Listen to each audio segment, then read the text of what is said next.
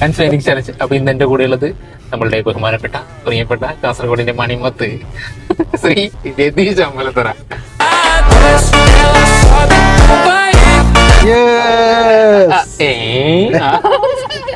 Okay, അപ്പോ ഇദ്ദേഹം എന്നെ പോലെ തന്നെ ഒരു പ്രൊഫഷണൽ സോഷ്യൽ വർക്കറാണ്.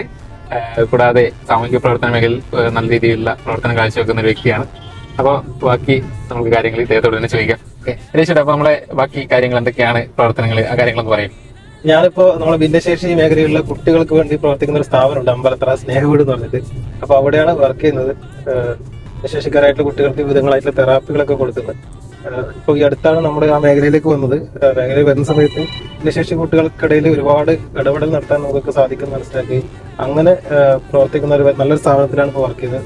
എല്ലാവരെയും ഒരിക്കൽ അങ്ങോട്ടേക്കും കൂടെ ഞാൻ സ്വാഗതം ചെയ്യുകയാണ്. സ്നേഹവീട് എന്നാണ് സ്ഥാപനത്തിന്റെ പേര്, അമ്പലത്തറ. നീല നീല നീലമലയേ സ്വാമിയേ മഞ്ഞണിഞ്ഞൊരാമലയേ അയ്യപ്പോ പൊന്നണിഞ്ഞ കോവിലിനുള്ളിൽ നെയ്യണിഞ്ഞു നിൻരൂപം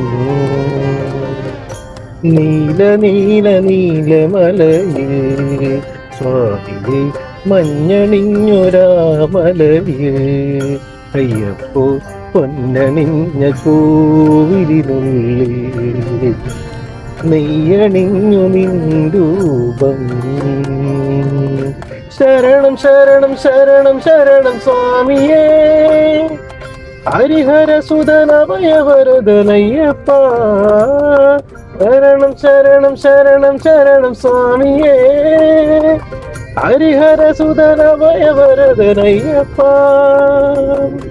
ഹരിഹര സുതനയ്യൻ അറിവിൻ പൊരുളയ്യൻ ഹരിഹര സുതനയ്യൻ അറിവിൻ പൊരുളയ്യൻ ആനന്ദരൂപരൂപനയ്യനേ സകമേ നീ വാഴണേ അയ്യപ്പ ആനന്ദരൂപരൂപനയ്യനേ സകമേ നീ വാഴണേ അയ്യപ്പ.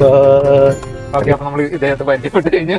ഇദ്ദേഹത്തിന്റെ ഒരു മനോഹരമായ ഗാനം കൂടി നമ്മൾ കേൾക്കാൻ വേണ്ടി പറ്റും. ഇനി ഇദ്ദേഹത്തിന്റെ ഫാൻസ് എല്ലാവരും കമന്റ് ബോക്സിൽ ഹൃദയം നൽകിക്കൊണ്ട് ഇദ്ദേഹത്തിന്റെ ഫാൻസിന്റെ പവർ കാണിച്ചു കൊടുക്കണം. അപ്പൊ ശരി, ബൈ.